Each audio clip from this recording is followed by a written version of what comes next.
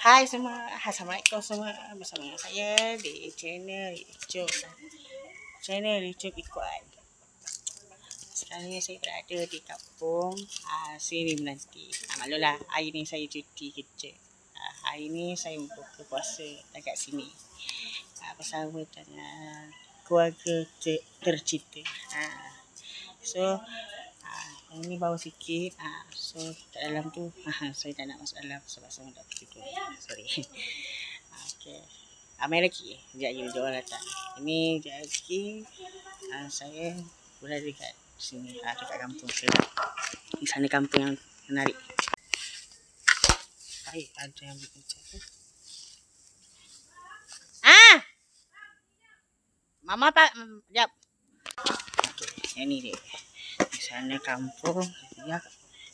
Inilah kampung Belawan lagi. Dekat mesin besar, pasir besar. Ni dia. Ini kan ada. Belakang tu ada rumah lagi. Ni dia. Kampung mesin besar. Pasir besar. Nampak?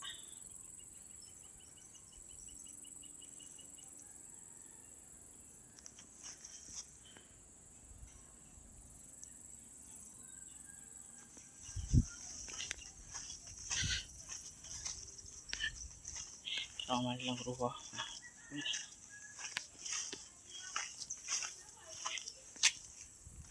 Ini pokok-pokok gitu ni. Semua ni kat sini. Kita perlu pausa panas ni. So nak sikit hijau. Itu je. Itu je kawasan-kawasan kampung Belawan saja. Dekat pasir besar. So hari ni saya buka menu hari ni tak tahu.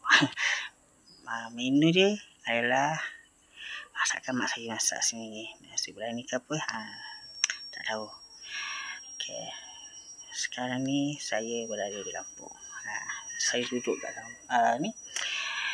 Saya singgah ada kenuri kan. So hari ni saya cuti, ada masa saya buat video. Okay, sekarang ni macam ni. Hari ni membuka menu air buah. Tak tahulah mak saya buat apa. InsyaAllah tengoklah dia buat menu apa. Okay. Assalamualaikum, selamat berpuasa.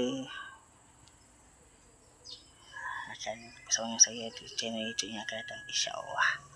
Assalamualaikum. Jangan lupa solat tarawih.